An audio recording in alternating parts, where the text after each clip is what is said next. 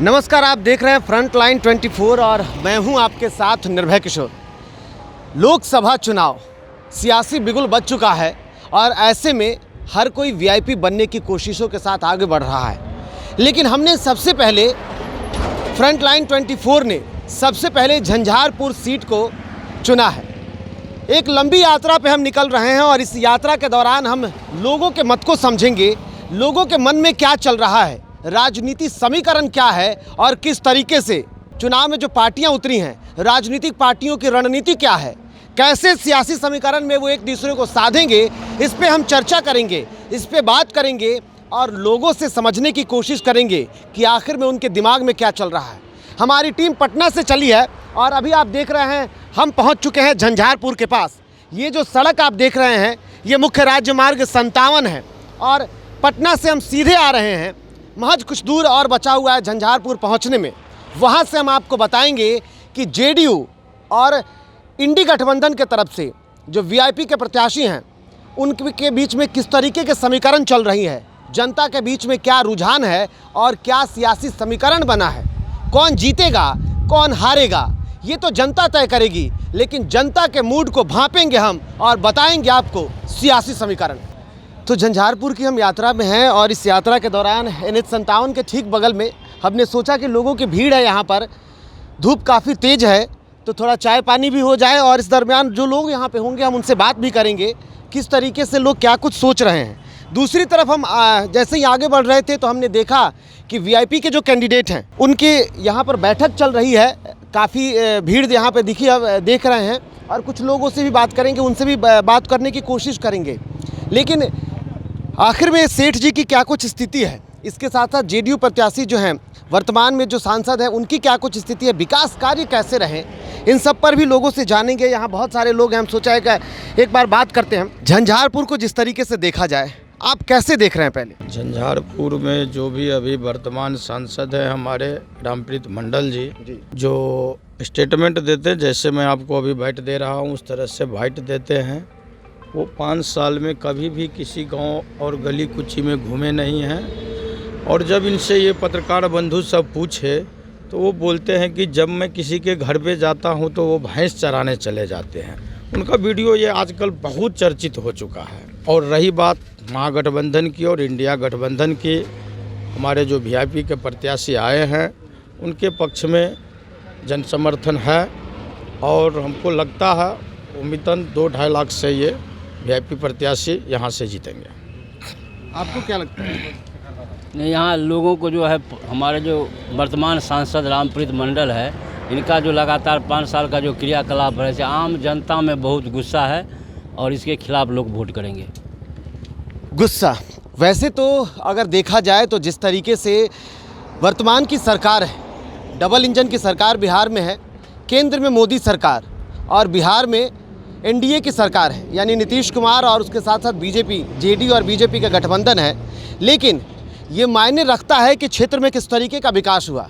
विकास के नाम पर ही जनता वोट करती है और वर्तमान में जो सांसद हैं उनसे लोग नाराज हैं।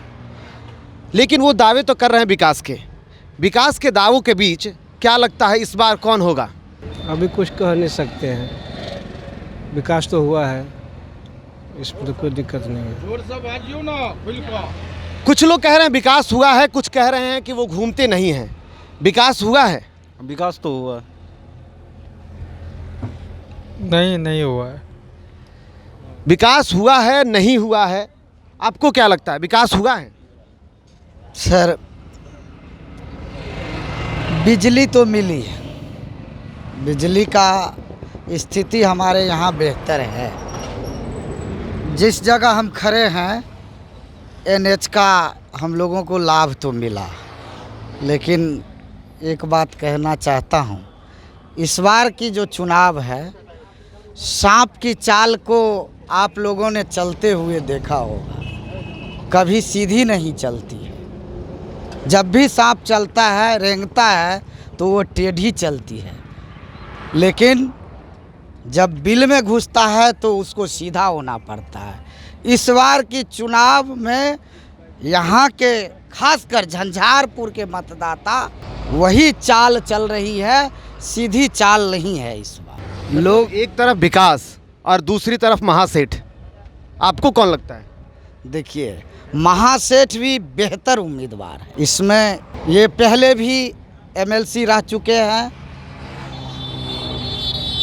त्रिस्तरीय पंचायत के नेतृत्व कर चुके हैं। इनकी भी धाक है, इनकी भी कार्य करने की शैली बहुत बेहतर है।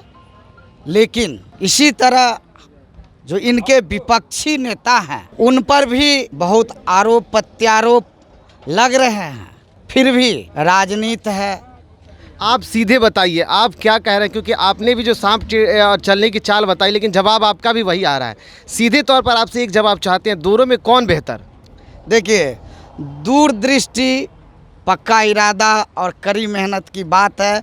जो यहाँ से पारदर्शिता के साथ कड़ी मेहनत करेंगे, इस बार वही विजय होके झंझारपुर से जाएंगे। चलिए, वही विजय होके झंझारपुर जाएंगे, लेकिन इन स्थितियों के बीच में जनता जो है वो अभी भी शायद झंझारपुर में पूरी तरीके से संतुष्ट नहीं दिख रही है। क्योंकि कुछ लोगों का कहना है विकास तो हुआ है, और कुछ लोग अब भी ये कहते हैं कि जो बेहतर काम करेंगे जनता उनके साथ जाएगी। बेहतर काम हुआ है या नहीं, पहले ये बताइए।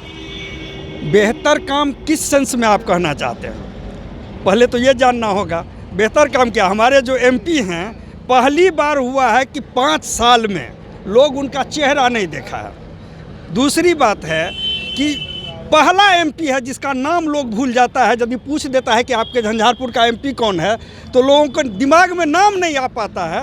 ये पहली बार हुआ ऐसा झंझारपुर के साथ। तो आप कहाँ विकास की बात करते हैं, ये तो आप जानेंगे। ये जो सड़क पे गाड़ियाँ दौड़ रही हैं, ये कहते हैं कि विकास है। हाँ, निश्चित रूप से ये विकास है, और ये नेचुरल विकास है जो होना है। अब आप ये कहिएगा कि आप पगडंडी वाले युग में चले जाइए, बैलगाड़ी पर चढ़िए, वो नहीं होगा। ये नेचुरल विकास है जो समय के साथ इसको होना है, इस विकास को, और वो विकास होगा ही। लेकिन विकास देखना है तो आप मधेपुर में जाके प्राइमरी स्कूल देखिए, जहाँ आज भी झोपड़ी में स्कूल चल रहा है। प्राइमरी मतलब बच्चे जहाँ पढ़ते हैं, एक विद्यालय नहीं कई विद्यालय ऐसा है। आपके अखबार में, मीडिया में आता है। हमारे जनप्रतिनिधि का उस पर क्या ध्यान है? हमारा एमएलए हो, एमपी हो, जिनकी ये प्राइम रिस्पॉन्सिबिलिटी बनती है, जहाँ बच्चे पढ़ते हैं, देश का भविष्य है, वहाँ तो विकास नज़र नहीं आता है। विकास थोड़ा सा शहर में यहाँ आके, विकास के साथ साथ सामने वाले जो है, मैं उनकी बात कर रहा हूँ, आप समझ रहे होंगे, वो कहते हैं कि जिसने पीछे बिहार को लूट लिया, फिर उनके बाद उनके हाथ में सत्ता कैसे दें? देखिए, लूट का सवाल तो अभी पूरा देश देख रहा है कि कौन लूट रहा है। ईडी को दिखा के, सीबीआई को दिखा के, पूरा इलेक्टरल बॉन्ड के नाम पर प्रधानमंत्री राहत कोष के रहते हुए प्राइवेट पीएम केयर फंड बना के मंदिर बनाया ना। मंदिर बनाया। मंदिर तो सब जगह बन रहा है। अभी चलिए, मेरे बगल में 1 करोड़ रुपया का मंदिर बन रहा है। मंदिर ये धार्मिक आस्था की चीज़ है, इसका राजनीति से